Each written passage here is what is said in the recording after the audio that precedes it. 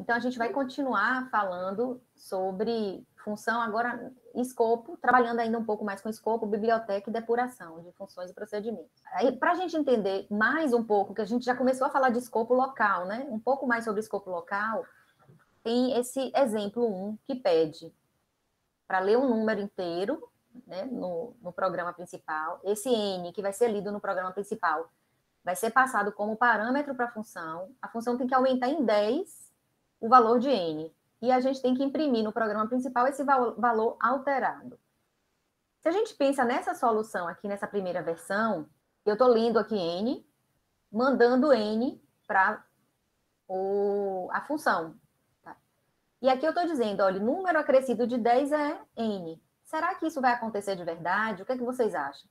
Será que esse N que foi mandado para a função, ele vai ser atualizado de fato com mais 10 ou não? Ele se manteve o mesmo N. Isso é para lembrar aquilo que a gente falou do escopo. Esse N daqui do programa principal, ele tem um escopo, né, pertencente a esse espaço aqui. Né? Então, ele vale em todo o programa principal. O N que tem aqui na função vale apenas para a função. Então, no momento que a função deixa de ser executada, esse N, que foi somado a 10, ele não está existindo mais em memória. Então, eu não estou imprimindo aqui o valor resultante. Isso aqui não vai funcionar. Então, se a gente pensar aqui, por exemplo, eu recebo 5 no input, chamei a função com o valor 5. Aí o 5 foi copiado para N. Né? Copiei esse valor 5 para N. Então, houve a cópia. Por isso que é passagem por valor, passagem por cópia. Depois, somei 5 mais 10, 15. Então, nesse escopo, meu N é 15. Mas aqui no escopo do programa principal, meu N continua sendo 5. Então, eu tenho duas variáveis de mesmo nome, com escopo diferente, né, com a visibilidade diferente. Eu mudei apenas na função para 15. Então, quando eu for imprimir aqui, ele imprime os mesmos 5 que eu já tinha mandado, porque não houve alteração alguma. Então, essa primeira versão não funciona. Uma alternativa, um de vocês falou, é usar o return. Então, assim, eu que somo, retorno. Pego esse N, observe que eu li o N no input, mandei o 5. Só que eu retornei, eu recebi no mesmo N. Então, o valor que eu tinha mandado, que era o 5, foi substituído. Então, no momento que tem o return aqui, 15, ele substitui o valor de N para 15. Então, nessa segunda versão, eu já consigo fazer essa impressão, porque eu consegui fazer com que o valor alterado na função fosse retornado.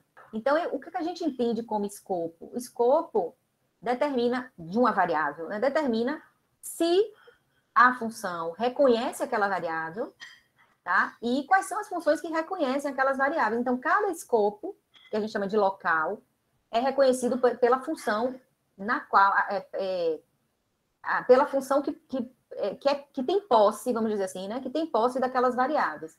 Então, as variáveis são enxergadas apenas daquela função. Então, se a função reconhece a variável, ela é visível somente ali. Acabou a execução da função, a variável morre em memória. Então, seu valor é perdido em memória. E qual é a intenção da questão do escopo? É que a gente não consiga, de forma inadvertida, alterar os valores das variáveis. Então, quando a gente fala assim, uma variável global, que a gente vai ver há pouco, todas as funções conseguem enxergar uma variável dita global e todas elas podem modificar o valor. Isso é ruim. Por quê? Se eu altero um valor em uma função daquela variável, e eu vou manipular a mesma variável em outra função, minhas funções precisam, de alguma forma, entender que aquelas modificações estão acontecendo. Né? E isso pode ser uma cascata, né, de erros. Eu altero de forma inadvertida um valor na variável global, a outra função pega já um valor alterado errado, e aí pode gerar em cascata, né, um erro em cascata. Então, o ideal é a gente sempre trabalhar com passagem de parâmetros para evitar essa alteração da mesma variável em qualquer função do nosso código. Então, ele protege essa alteração errada, equivocada. E uma função, ela também não pode ver nem alterar as variáveis do seu escopo. Então, ela só consegue ver as variáveis que ela tem acesso. Tá certo? E a variável é só vista no bloco onde ela é definida. Quando a gente cria, por exemplo, uma variável dentro de um bloco for, aquela variável só é enxergada dentro do bloco for. Então, ela é local àquele bloco também. Então, as variáveis dentro das funções são chamadas de locais, e as variáveis fora de todas as funções são chamadas de globais, que é o que eu falei para vocês, que elas conseguem ser enxergadas por todas elas, certo? Então, a variável local, ela começa a existir no início da execução da função, ou, né, da função onde ela foi definida, ou dentro do bloco, e elas são destruídas no final, que a gente chama de tempo de vida. Acabou a função, aquela variável que pertencia à função deixa de existir. E ela só pode ser usada dentro da função que ela foi declarada, que ela começa a existir. Então, ela não pode ser usada em outra função. Então, se eu declarei aquela função N1 na variável de calcular soma, só a variável calcular soma enxerga aquela N1.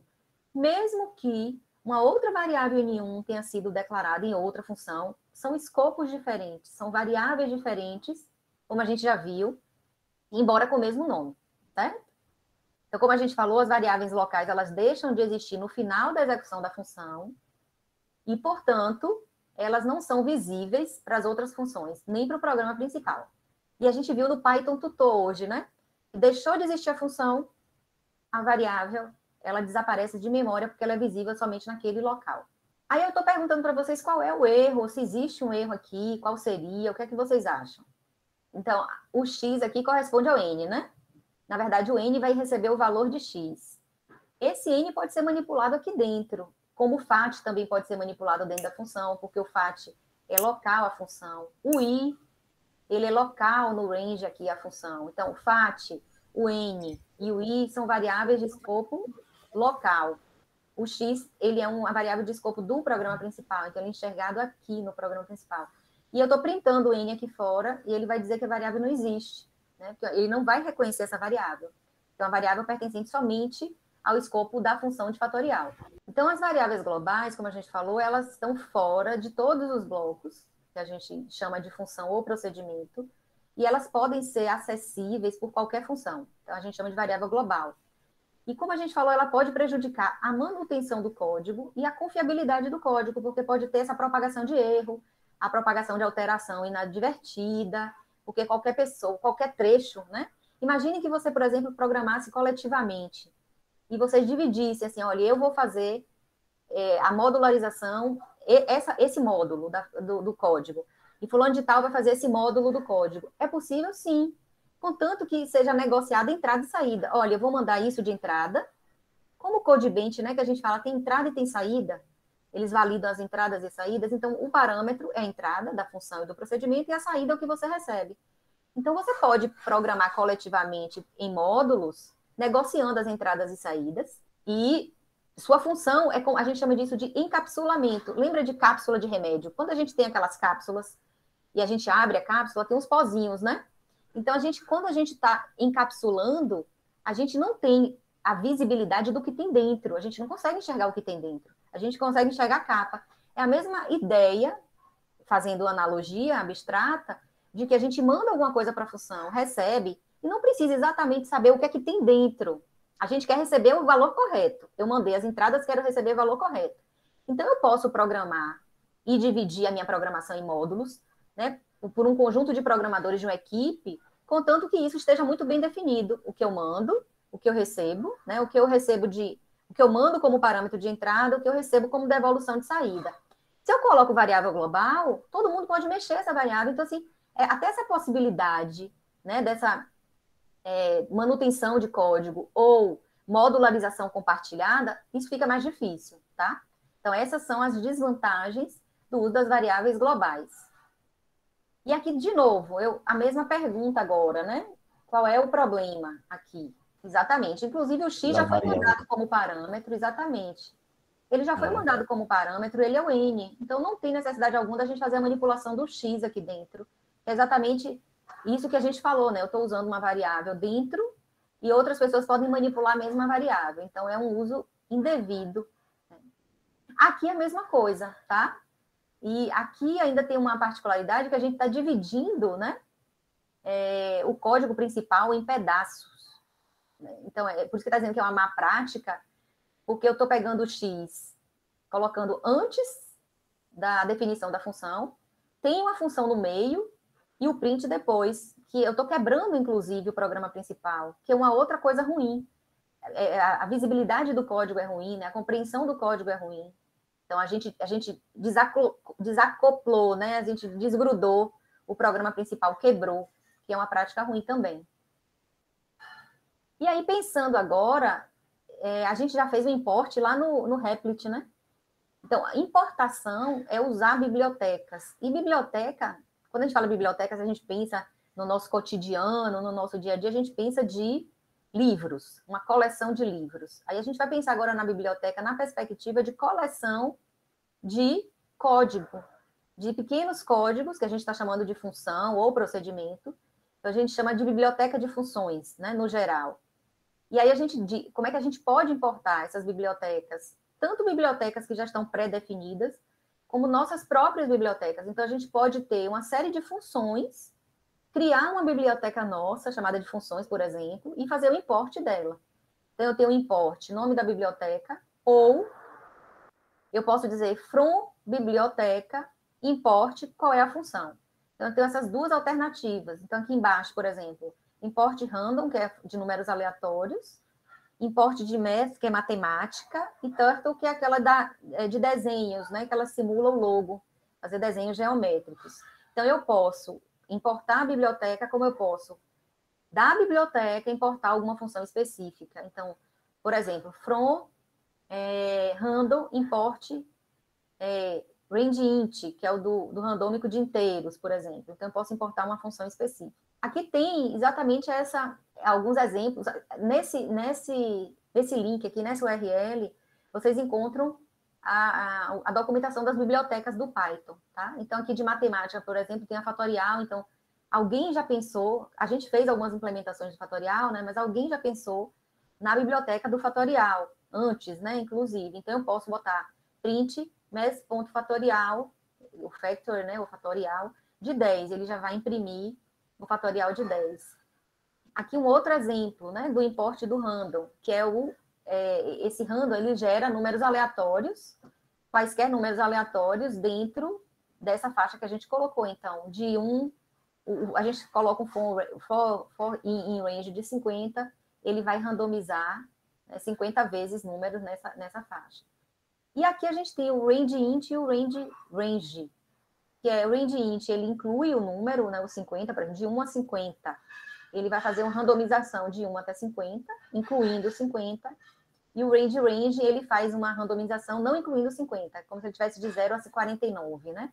Então, ele faz como se fosse o range, que a gente sabe que é de 0 a 59, são 50 números mais randomizados do 0 ao 49. Então, tem essas possibilidades, né, de biblioteca. E aí, mais um exemplo, né, para a gente entender um pouquinho mais. Deixa eu ver quanto tempo a gente tem. Daqui a pouco eu passo a lista, tá? Então, faça um programa que sorteie os 6 números da Mega Sena, entre 1 e 50, e os apresente uma ordem qualquer. Ignore a situação em que ocorrem números repetidos.